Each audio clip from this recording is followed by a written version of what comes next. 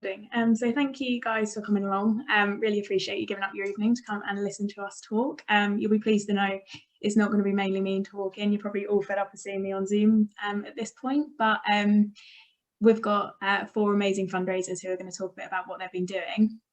Just to start with though, this call is just for fundraising. So if you do have any questions that kind of outside of that to do with the trip or logistics or anything, if you pop me either a message on Facebook or drop me an email. And we also do have an updated page for Kilimanjaro climbers with any kind of updates on. So I'll pop the link to that in the chat as well. But if you do have any questions kind of relating to logistics of the trip, we'll save that for another time.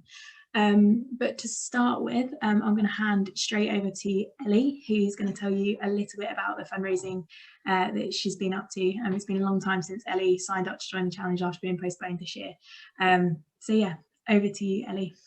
Yeah, hi. So yeah, I've been fundraising since 2019. Hopefully I'll get to go in summer. But my main 2 fundraisers that help me raise the donations I have so far are my Etsy shop and Instagram, that is Elle's Clay, where I make polymer clay earrings, as well as my square raffle competitions.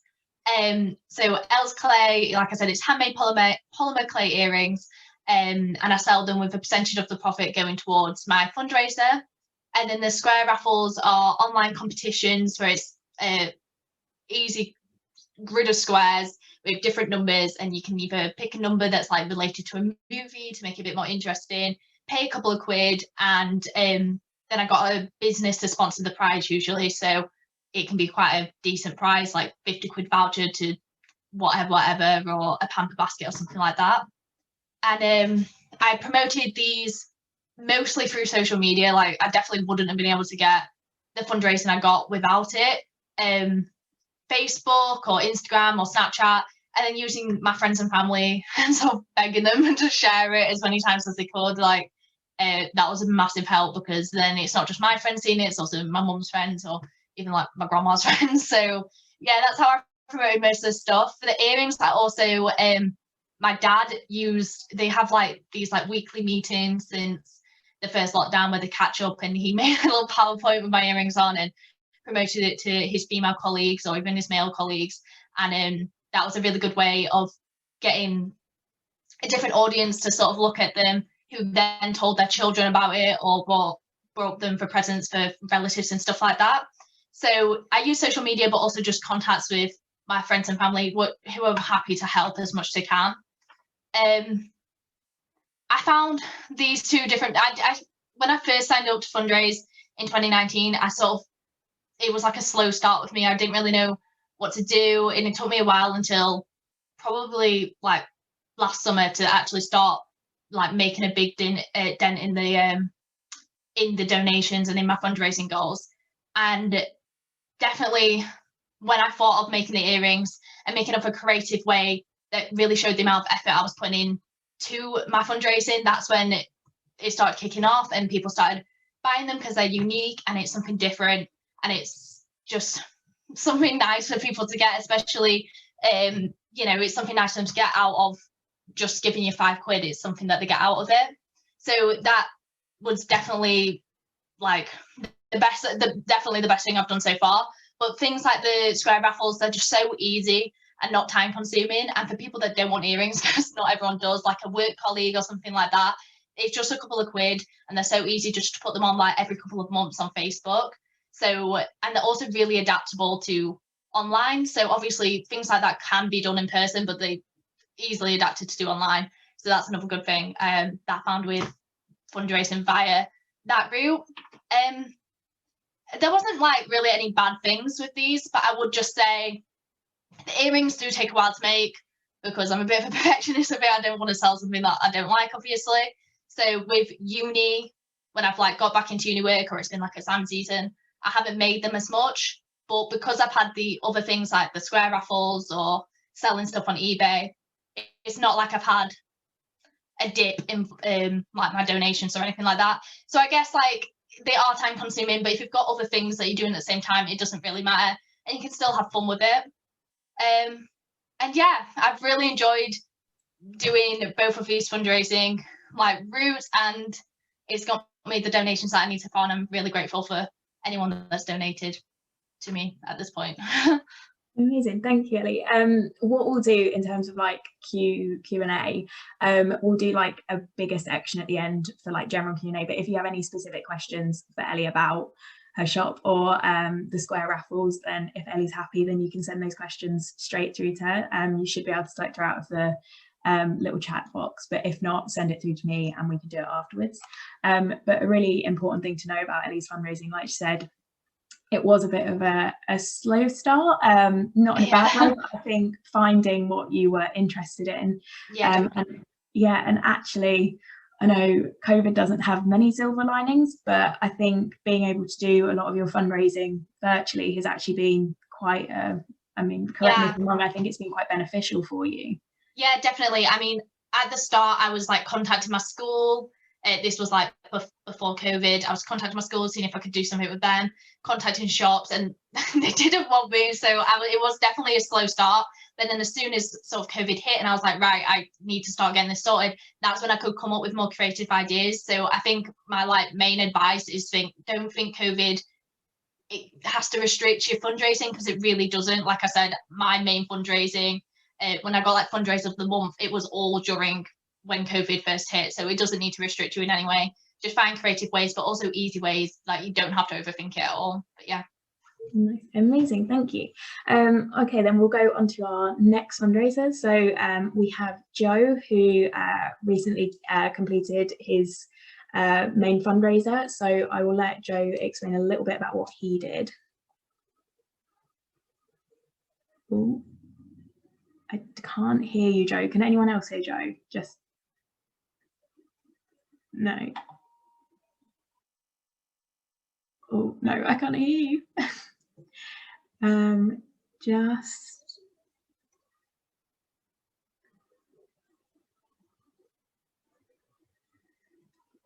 one sec. So we can see your screen. Can you hear me now?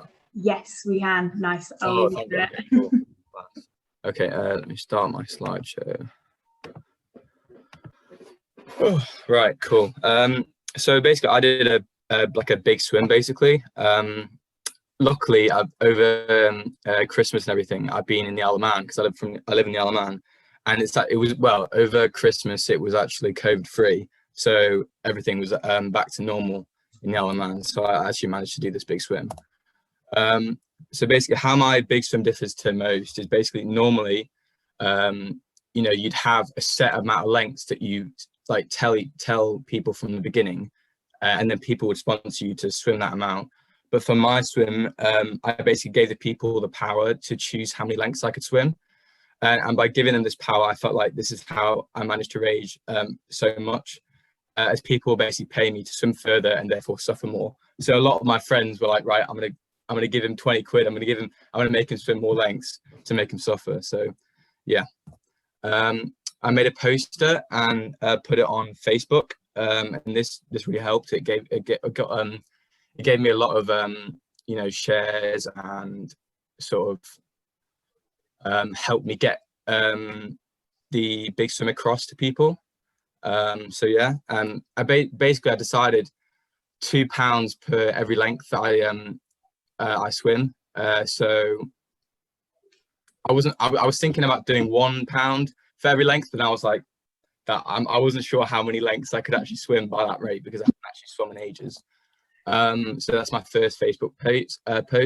I also used Instagram and Snapchat as well to get the point across, which really helped. So yeah. Also reminder posts as well were really key. Just kind of updating people on how many lengths I had to swim, and sort of keeping, you know, that pressure on to try to make people, you know, feel like they have to donate, because I think that's definitely key. Yeah. So I had a finalization post, basically telling people how many lengths I had to swim. The total length I swim was 160 lengths, and then I basically did like a big swim completed post, and actually gained more money from that as well, because people were impressed in the amount of lengths I swam. So they just gave me extra money. But it's basically my grandparents and stuff. They thought, wow, that's really impressive, so they gave me extra money. So if I was to do it again, I probably would have given people more time to donate, as I only gave them about 2 weeks. And I'd also make sure that I knew how fit I was before I did it again as well, because I felt like I was sort of preventing myself from raising more, because I was scared that I'd get to a point where I couldn't actually swim further, but I could have definitely swum more than 160, which surprised me. So yeah, and that's pretty much it. So thanks for listening, and hope that helped your fundraising ideas, and good luck. Amazing, thank you, Joe. Yeah, I think with this idea, obviously I know that not everyone has access to a swimming pool currently with lockdown restrictions, but I think the actual concept and idea is really transferable to other challenges. It doesn't necessarily just have to be a physical challenge, but it obviously does work well with cycling, running, walking, crawling, if you must. But like Joe said, I guess the hype that you built up around it was really, really beneficial. And then also having kind of posts going on while you were actually doing the challenge, like having family and stuff promoting it for you whilst you're doing it. Like you say, we saw a real surge in donations coming in whilst you were actually doing the lengths, and kind of afterwards as well.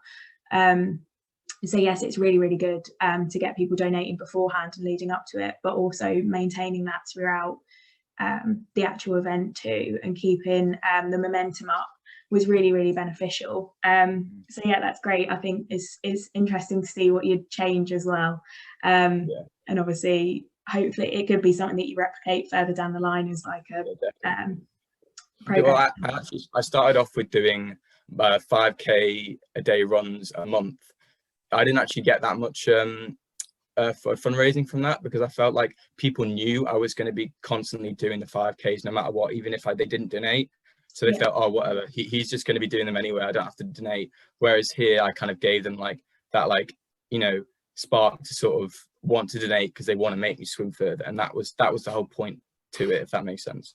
Yeah, no, definitely. I think you pick up on a really, really good point there, where actually if your friends and family can make you suffer by doing more lengths, or embarrassing yourself, they'll definitely get on that. So yeah, I think it just works so well. And even like you say, you gave that 2 week kind of lead time, even that time frame built up so much interest around it, and you seem to be having loads of engagement and stuff on your Facebook posts, which it just shows the importance, along with like what Ellie was saying, the importance of using social media as a tool, even if you're not that active on it. Sometimes that can surprise people if you pop up with a fundraiser. So that's amazing. Again, if anyone has any questions for Joe, you can either save them to the end or pop them over in the chat, and I'm sure he wouldn't mind answering them. So last but not least, I'm going to hand over to Melissa and Elise, who have still got a fundraiser ongoing as well. Hello. Hi, we're Melissa and Elise. We're going to be talking about our Digital Dash, which is our third fundraiser, which we currently still have running.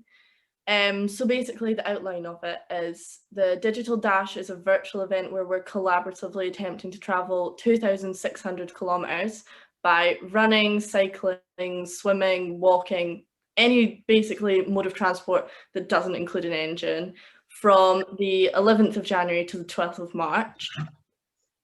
We set up this collaborative fundraiser event in an attempt to create a community while remaining distant during the lockdown, and as a way to motivate people in the new year, especially targeting people with New Year's resolutions like picking up a new sport or getting fit.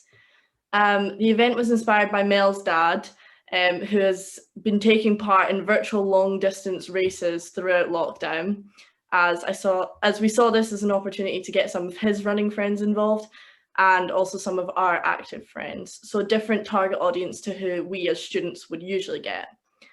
The online platform has worked in our favour, as it's meant that everyone from all over the world can join in. So we have people from all over the UK, as well as some people participating from the States. We've got someone from the Netherlands, like we've got loads. So yeah. So I'm going to speak a bit about like the running of the dash. And we basically plan to have a sign up week, which we launched on the 4th of January. This was a week where we started to get people interested in the Dash, post promo pictures, but like I actually ended up doing a lot of work before this week to get everything set up to go out. So I scheduled posts to go up every day of this week so that people could not forget that it was happening. We also contacted close friends and family members who we knew would want to take part beforehand and made profiles on them to go out this week, which this is a profile. This is our profile, which we hoped would kind of get people more enticed because they'd see other people were already joining in and getting running, so it wouldn't look like such a, it's kind of like when you put coins in a pot before you start busking, so people feel like they want to join in. But this week we posted a 3-minute video of us introducing ourselves, outlining the whole event and speaking about Dig Deep. And we did this because we thought that scrolling past a video of someone you know speaking and kind of making a fool of themselves is harder to scroll past than a written Facebook post. We also launched our private Facebook group, which is where the whole event is going on. And we launched our event-specific enthuse page. And I think this has actually been really vital in people having confidence in the event because their donations can't be missed. It doesn't look like it's going to one of us personally, it's going to the event. So their donations can't be missed. And also how we've gotten the money is we make each dasher, as we called them, pay a £5 sign up fee, and some people give more, some people give less, which is always very helpful. And then we also posted promo pictures that I made using photos and logos that Harriet sent me, and announced the Dig Deep t-shirt prizes, which we're giving a free Dig Deep t-shirt to the dasher who dashes the furthest and raises the highest amounts of money, or fundraises the highest amounts of money for Dig Deep. We've tried to make everything for the Dash look as professional as possible so that we can attract people that we don't know, because a lot of the people who have joined in are friends of friends or friends of family who don't actually know us directly. So it's kind of been, we wanted to make it look professional so that everyone has confidence that it is a real thing and it's all going on and this, that and the other. We've posted this stuff everywhere. So Facebook, Instagram, closed Facebook groups, group chats. You get ignored a lot, but when you don't get ignored, it's great. Like, you will feel like you're annoying everyone with everything you're sending, but once the ball gets rolling and you have donations coming in, you can kind of stop pestering people and it will take care of itself a little bit. So after this sign up week, the Dash began on the 11th of January and it's going on, as Elise said, until the 12th of March. So we're right kind of at the beginning, almost in the middle of it now. But on that day, we posted a launch day post, which included a short video of how to upload your dashes. So it was basically just go on a walk, track your distance through, we said Strava, but anyone can use any mobile app or however they want to track their distances, screenshot that and put it on the Facebook group. And that's all they had to do. So whenever they did their dashes, some people messaged and said, can we give weekly roundups? Some people said, can I post every day? And we said, do what you want, as long as we get your miles, it's fine. We also encouraged people to start adding photos and comments about their dashes so that we could get some chatting going on in the group, because the more interactive these things feel, the more people want to come back and join in. And I also made up a spreadsheet this week, which was a learning curve because I haven't done that in ages, which is basically where I've got a list of every dasher and every donation and every miles that anyone's done. And although this sounds like a lot of work, it's so worth it, because by the end of every week and by the end of the whole dash, I've got how much each individual has fundraised and how far each individual has traveled, meaning that I'm going to be able to get the totals for the prizes done really quickly, and also a total for each week. So I'm just looking at my notes. One of the things that's been most successful for the Dash is the Dasher profiles that we spoke about earlier. Elise is going to show you her niece's profile. This is Daisy, who is 6 months old. And Daisy challenged herself to travel 100 kilometers and raise £100. And obviously, because Daisy is adorable, this worked really well. And I think within 3 days, she'd raised £100 for us. And we didn't do anything. And she's just going for a walk. So that was a really good way to make fundraising. So I think, like, we've noticed that finding profiles to have on people that no one expects is the best way. We've got a dog dashing for us. Yeah, like kind of like playing into the cute where like people's grannies will support them. Yeah, so you want to get someone doing something that's going to get their family to sponsor them, because they wouldn't directly sponsor us, if that makes sense. But on the profiles we've put a photo of each person, so it's a bit more personal, their name, their age, because we've now got people from, well, Daisy, who's 6 months old, and there's 2 dashers, I think, who are in their 70s or higher. So we've got people, it's interesting seeing how old people are who are taking part, where they are in the world, how they plan on dashing. So if that's walking, running, cycling, we've got some people on static bikes on like VR, like virtual reality, which is interesting. And a short comment which could include their distance goals, any independent fundraising they plan on doing, or why they've gotten involved. But we've also not pushed anyone to like have anything like that. They like, it's literally, if you want to, you can pay £5 and go on a walk. You don't have to set a big target. And we put these profiles up a day at a time. So we've had profiles for the first 3 weeks coming out every single day. They've slowed down a bit now because we're getting into the actual goings on of the dash rather than the launching and starting. But basically everyone who joins in, we send them a message and say, would you like this? You don't have to, but would you?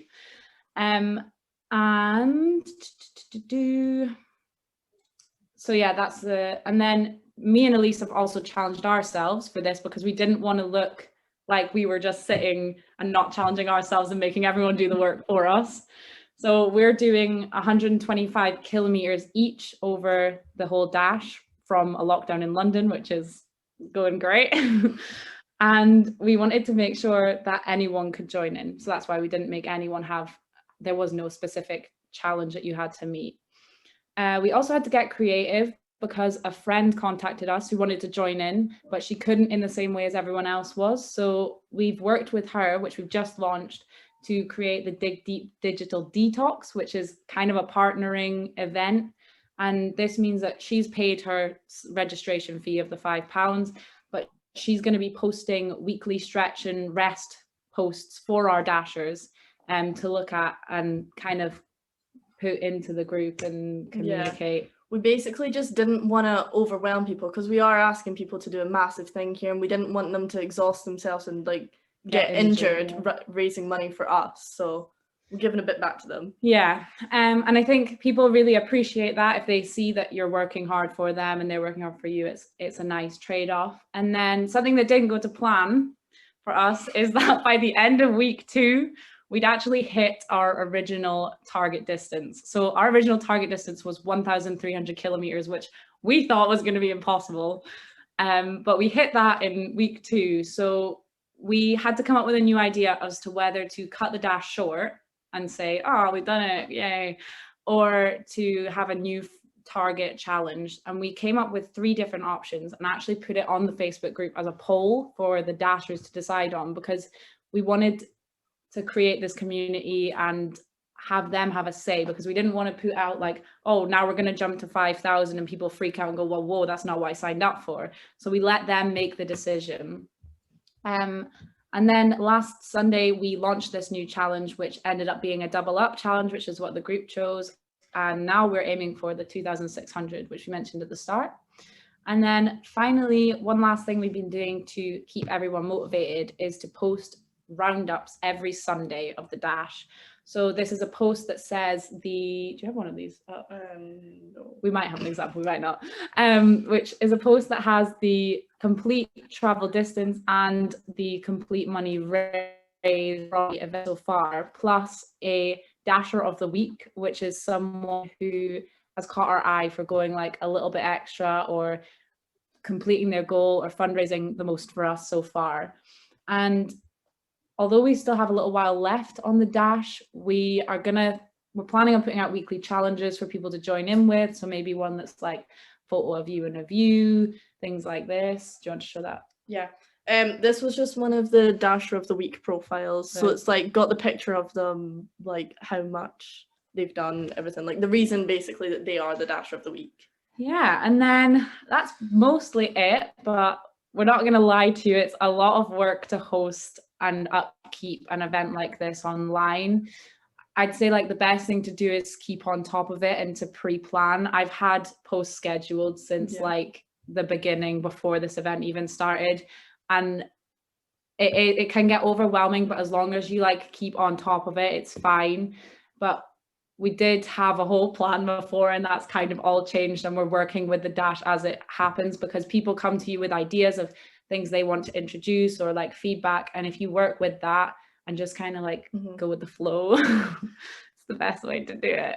But it's going okay so far. I mean, the last thing that surprised us was, although it's been like so much work, it's already raised double what we thought it would. Yeah. And we're only 3 weeks in. We still got over a month left of it, so hopefully it'll earn loads. Yeah. Gals to Africa.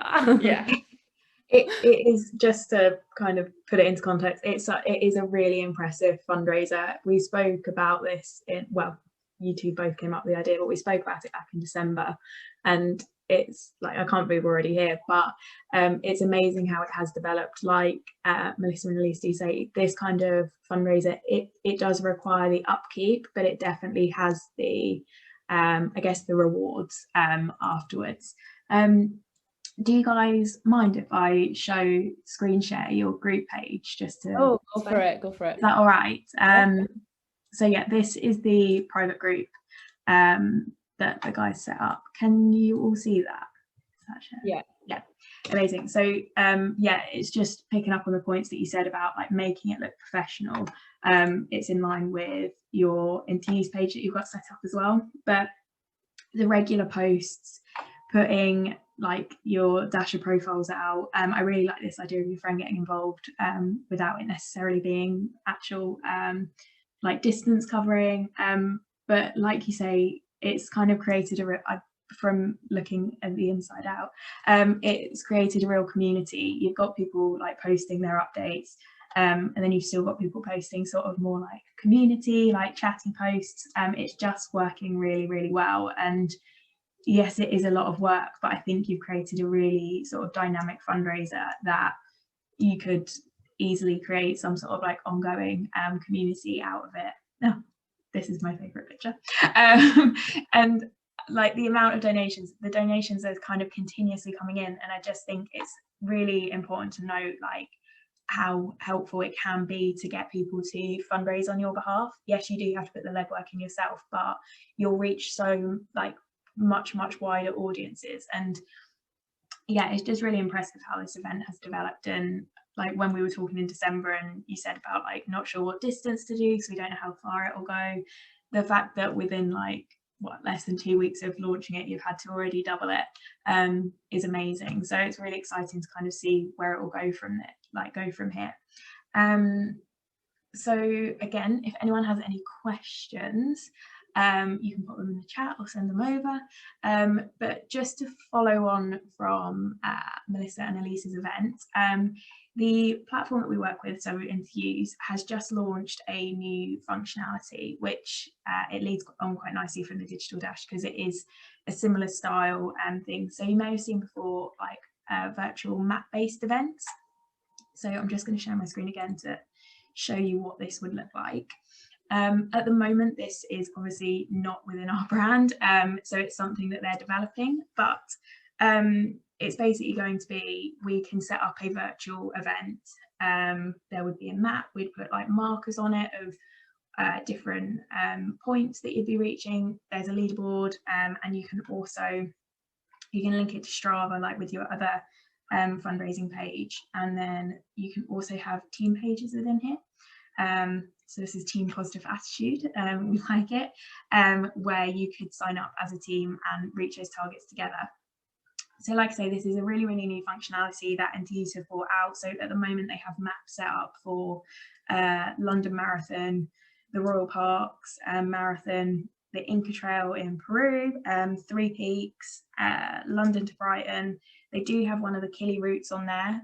It's not the route you'll be doing, but at the moment, as this is so new, we basically just need to see if people would be interested in doing it. as it is a new functionality, this can only be set up by interviews.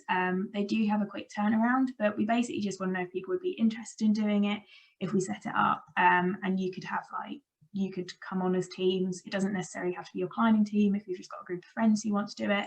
And you can use it as a fundraiser, and like Melissa and Elise have shown, you can kind of run with that. You can get people involved in helping reach your personal target. You can share it with your network and go from there. So we can either look at doing it on an individual basis, or if there's like a general consensus that you'd like it as something that your teams could compete against one another with, we can launch it as that. So like I say, we can add other routes into there as well. It doesn't have to be one of the ones they've set up. So if you have an idea of a route that you'd like to do, you can just get in touch and we can speak with our account manager at Infuse. But it's a really helpful kind of platform, and it's all embedded as well. So you can have like your official page, and it will all be within brand and look like your other fundraising pages as well.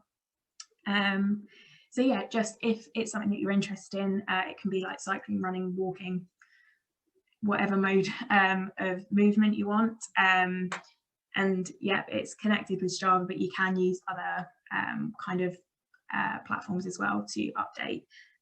So yeah, if that's something you're interested in, or it's something you're interested in doing as a team, just drop me a message and we can look at kind of tailoring it to you and what you want that to be. Or if you're just interested in there being a general one with a particular route, again, just give us a shout and we can look into it for you. But it's a really kind of exciting development that it's embedded within the platform. But I just wanted to very quickly cover that. I can give more information on like a one-to-one basis. But does anyone have any questions at the moment relating to fundraising, either for Joe, Ellie, Melissa or Elise?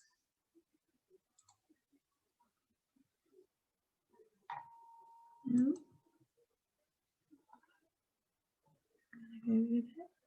This is very, very odd with people staring at you.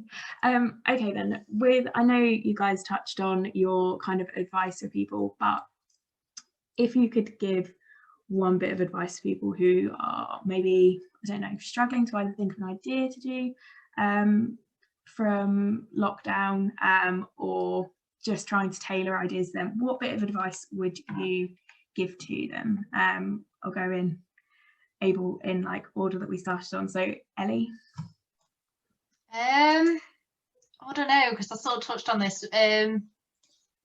Keep it simple, which is sort of what I've already said. Be creative with it, and just don't think that, don't let COVID stop you from fundraising like I did at the start. Just jump with your 2 feet in, and if something doesn't work, it's really not the end of the world. So yeah, just keep it simple and be creative with it. Yeah. Amazing, thank you. Joe? I'd probably just say, just do something you enjoy. Try to like incorporate, you know, like I really love swimming, so that's the reason why I decided to do the big swim. Also, just constantly use social media, just constantly post things, constantly get things out there. Repetition is key, so that's what I'd recommend. Yeah. Amazing, thank you. And then Melissa and Elise? We'd say one bit of advice is that we've noticed that the people you don't expect to be the ones to support you end up being the ones who support you the most, in that like you'd expect your friends and close family to be the ones who will really give, but sometimes actually targeting further afield will get a lot more. So yeah, one of the fundraisers we ran, we're dancers, and we targeted dancers at our university for one of our fundraisers and made basically nothing from it. And then our Dash event has made the most from people that we have no idea who they even are. yeah, so yeah, target the people you don't expect. Find the people with money, not students. Yeah. Amazing, thank you.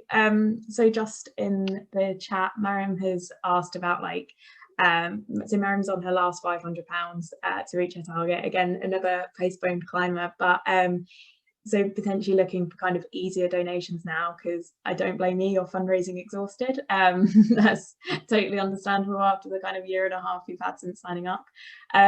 So we've spoken directly about like approaching companies and things for donations. Obviously that can be, you can do that and not get much response. It can be quite tiresome, I guess, but when you do get a response, it's good. From experience, I know I've mentioned this to you directly before, Mariam, but like approaching companies that haven't been as hard hit by the pandemic, so looking towards sectors like insurance, law, all of that route. There's no real specific list to approach, but also looking within your network, seeing if you have any friends or family who work at companies. So I was on the phone today to one of our fundraisers, and like places like outdoor shops, typing in what I find is going onto Google, typing in the name of a shop or a company that you're thinking of, and just putting like the word charity after it or donations. A lot of them will have like places where you can put requests in, like through a direct form, or they'll have a contact that you can reach out to. So literally doing that with just things you can think of, potentially going off of like Melissa and Elise's comment. I think a lot of people will look to tailor it to what your, I don't know, either something to do with water, or because of Dig Deep, or things like outdoor shop or mountaineering shops. That is good, but I think it can restrict you. I think going to the money, I definitely would recommend that bit of advice, going to places that have higher turnover, potentially more disposable income, and also checking out at your universities. Sometimes careers departments will have bursaries that they can give out for students taking on kind of fundraising activities, setting up like businesses and things, and they'll be able to give boost to that. And they don't always specify what that has to go to. That can go to helping with things like trip costs. So I appreciate that's another like pressing thing as well. And also it can go towards fundraising targets. So that usually falls within, like say, careers departments or kind of like opportunities. It varies university to university, but definitely reaching out to them and seeing if they have anything in place to give students taking on that kind of challenge. But I'll have a think of any more as well, Mariam, and drop them over to you if I can think of them. Okay. Any other questions either relating to fundraising in general or the events that have kind of been outlined this evening? No. Okay, well that's amazing. I'll round up then. Thank you so much to Ellie, Jo, Elise and Melissa for kind of telling us about your events. They've all been amazing. Hopefully it'll be nice and varied for everyone to see what's going on. If any questions come up about those events or you want to know more about them, pop me a message first, and if the guys are happy, I'll check with them if they're happy to receive direct questions. But if you let me know first, and then I can always connect your partial questions on. But I'll try and do one of these every month, but it's just to show you, I think it's easier for you to see what people in your situations are up to, what's working well, and advice that they would give. But thank you all for coming along. Thank you to our amazing speakers and your incredible events. But I'll leave you all to get on with your afternoons, evenings now. Have a lovely evening, and I'll speak to you all soon.